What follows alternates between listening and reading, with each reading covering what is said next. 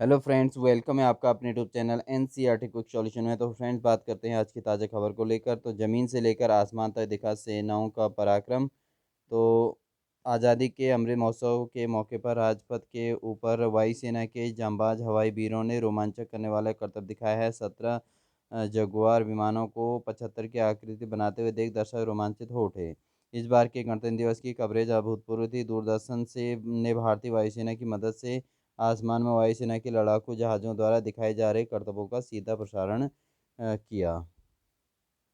Kashi Vishwanath corridor से बद्रीनाथ तक झांकियों में दिखी देश की संस्कृति। तो आज़ादी का 73वें वर्ष की के वर्षगांठ की धूमधाम से मनाने पर में प्रधानमंत्री नरेंद्र मोदी की सरकार ने किसी भी प्रकार की कसर नहीं छोड़ी। इसका सर्वश्रेष्ठ उदाहरण बुधवार को राजपथ पर आयोजित 73वें गणतंत्र दिवस समारोह के आयोजन में देखने को मिला। दरअसल इस ऐतिहासिक पल के गवाह बनने वाले वही वयस्क लोग थे जिन्होंने समय रहते कोरोना वैक्सीन की दोनों डोज लगा ली थी, या फिर कम से कम एक डोज ले चुके 15 से 18 साल के आयु के किशोर सीमित संख्या में शामिल हुए।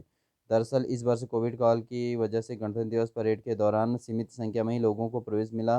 राजपथ पर परेड शुरू होने का समय सामान्य तौर पर सुबह 10 बजे से प्रारंभ होता रहा है, लेकिन इस बार यह परेड 10:30 बजे से प्रारंभ हुई।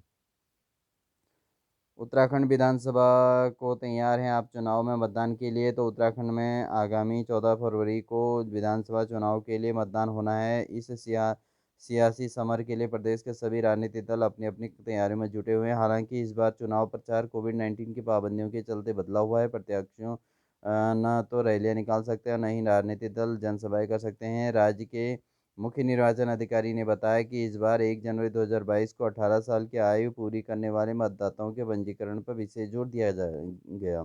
इससे मौजूदा वोटर लिस्ट में 1,58,008 वोटर 18 से 19 आयु वर्ग के हैं, जो पहली बार मतदान करेंगे। आप सभी से अपील है कि लोकतंत्र के इस पर्व में मतदान रूपी आहुति देकर देश और समाज में को सशक्त बनाएं। परेड में बेटियों ने दिखाई ताकत। और देश की पहली महिला Rafale jet pilot flight lieutenant Shivangi Singh ने बुधवार को 73वें गणतंत्र दिवस के मौके पर भारतीय वायुसेना की झांकी में हिस्सा लिया। वह भारतीय वायुसेना की झांकी का हिस्सा बनने वाली दूसरी महिला फाइटर जेट पायलट हैं। पिछले साल फ्लाइट लेफ्टिनेंट भावना कंठ इंडियन एयरफोर्स की झांकी का हिस्सा बनने वाली पहली महिला फाइटर जेट पायलट बनी थी। शिवांगी सिंह बनारस से हैं। यह वह आईएएफ में 2017 में शामिल हुई और राफेल उड़ाने से पहले मिग-21 वाइसन मिसाइल उड़ा चुकी हैं। देश में मनाया गया 73वां गणतंत्र दिवस। तो भारतीय प्रवासियों ने बुधवार को कोविड-19 प्रतिबंधों के बीच 73वां गणतंत्र दिवस मनाया। ऑस्ट्रेलिया के प्रधानमंत्री स्कॉट मॉरिसन सहित दुनिया के कई नेताओं ने इस अवसर पर भारत के साथ अपनी मजबूत दोस्ती को रेखांकित करते हुए बधाई दी।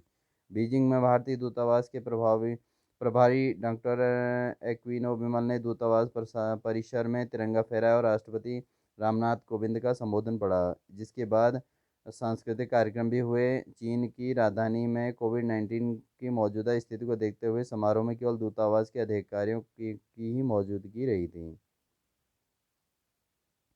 सेना को अवसर देने में उत्तराखंड ने बड़े राज्यों को पछाड़ा। तो उत्तराखंड के जांबाज सीडीएस जनरल विपिन रावत को खोने के गम के बीच राज्य के युवाओं ने गर्व से सीना चौड़ा करने वाली खबर दी है। बड़े राज्यों को पछाड़ते हुए इस बार उत्तराखंड सेना को अवसर देने में अव्वल रहा। आईएमए से पास आउट होने वाले कैडेटों में यूपी के बाद उत्तराखंड दूसरे नंबर पर रहा है। यूपी संख्या में 2 कैडेट ही ज़्यादा है। पर्वतीय राज्य उत्तराखंड के युवाओं ने सैन्य पारंगत परंपरा को आगे बढ़ाने में नया अध्याय लिखा है। आबादी के हिसाब से उत्तराखंड सैन्य अवसर देने में कई बड़े राज्यों से कहीं आगे है। दिसंबर 2021 में हुए पीओपी में बिहार, राजस्थान, पंजाब, हरियाणा, महाराष्ट्र जैसे बड़े राज्य भी पीओपी में कैडेटों की संख्या बल में उत्तराखंड से पीछे रहे। यही नहीं, पिछले सालों तक जहां उत्तराखंड चौथे और पाँचवें स्थान पर रहता था, वहीं इस बार वह दूसरे स्थान पर रहा है। जून में हुए पीओपी में उत्तराखंड तीसरे स्थान पर रहा था।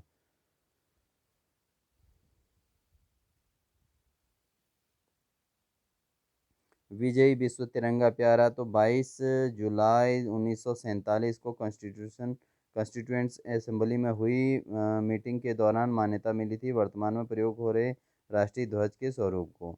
वर्ष 1947 से पहले भारत के राष्ट्रीय ध्वज तिरंगे का स्वरूप 5 बार बदला गया था। देश में निजी संगठनों व्यक्तियों को राष्ट्रीय ध्वज फहराने का अधिकार 2002 में मिला। चुनाव को त्रिकोणीय बनाने में जुटी बसपा। तो उत्तराखंड विधानसभा चुनाव में बहुजन समाज पार्टी मुकाबले को त्रिकोणीय बनाने में जुटी हुई है। राज्य की 2 दर्जन से अधिक ऐसी सीटें हैं जहां बसपा, भाजपा और कांग्रेस को कड़ी टक्कर देने की स्थिति बनी है। अगर मौजूदा चुनाव के नतीजे 2012 की तरह आए तो बसपा के बिना सरकार बनाना मुश्किल है। हालांकि बसपा का दावा है कि उत्तराखंड में एक बार कांग्रेस को तो एक बार भाजपा को लोग परख चुके हैं और अब की बार बसपा ही है। उत्तराखंड में बसपा ने एक और विधानसभा चुनाव अपनी पूरी मजबूती से लड़ा है। इस बार भी बसपा 70 सीटों पर चुनाव लड़ने जा रही है। इसमें से अभी तक करीब 40 सीटों पर प्रत्याशी घोषित किए जा चुके हैं, जबकि कल शाम तक 6 सीटों पर प्रत्याशी घोषित कर दिए जाएंगे। बसपा के सूत्रों के अनुसार 6 सीटों पर पार्टी के प्रत्याशी करीब करीब तय हो चुके हैं, बस उनको अंतिम रूप दिया जाना है। बीएसएफ का ऊंट दस्ता देख रोमांचित हुए दर्शक।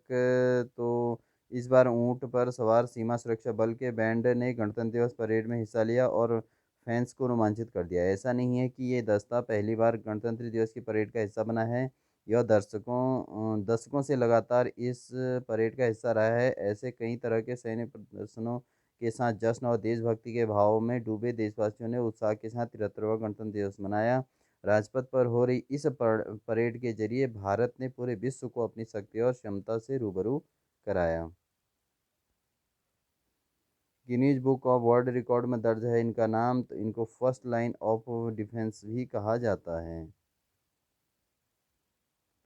बर्फबारी और कड़ाके की ठंड ने चुनाव प्रचार की रफ्तार धीमी की। तो उत्तराखंड में कोरोना महामारी के साथ भारी बर्फबारी और कड़ाके की ठंड ने चुनाव प्रचार की रफ्तार बिल्कुल धीमी कर दी है। कोरोना वायरस के बढ़ते संक्रमण के मद्देनज़र चुनाव आयोग ने 31 जनवरी तक राजनीतिक रैलियों पर पहले ही रोक लगा दी थी और अब पिछले हफ्ते शुरू हुई भारी बर्फबारी और बारिश ने चुनाव प्रचार प्रसार अभियान की रफ्तार थाम लिया। अधिकतम 10 लोगों के साथ घर घर जाकर मतदाताओं से संपर्क और बड़े हॉल में 50% की क्षमता के साथ बैठकों तक सिमट चुके चुनाव प्रचार अभियान में मौसम का बिगड़ा मिजाज प्रत्याशियों के लिए दुश्वारियां पैदा कर रहा है। भारी हिमपात के कारण प्रदेश के बहुत से गांव सीधे संपर्क से कट गए हैं, जहां पहुंच पाना उम्मीदवारों के लिए दुरूह साबित हो रहा है।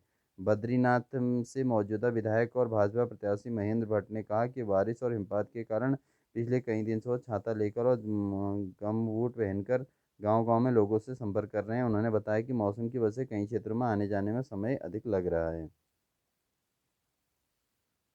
रेलवे ने रोकी भर्ती परीक्षाएं। तो यहाँ पर अभ्यर्थियों के हिंसक प्रदर्शन के बाद लिया गया निर्णय। हाई लेवल कमेटी करेगी शिरकतों की जांच। तो रेल मंत्रालय की ने गैर तकनीकी लोकप्रिय श्रेणी के 35,000 से अधिक पदों पर दूसरे चरण और ग्रुप डी के लिए पहले चरण की परीक्षाओं में फिलहाल रोक लगाने और 5 सदस्यीय समिति बनाकर आंदोलन करने वाले छात्रों की शिकायत दर्ज करने का फैसला किया है। समिति 16 फरवरी तक छात्रों की शिकायत दर्ज करेगी और 4 मार्च तक सीमित अपनी सिफारिशें मंत्रालय को सौंप देगी।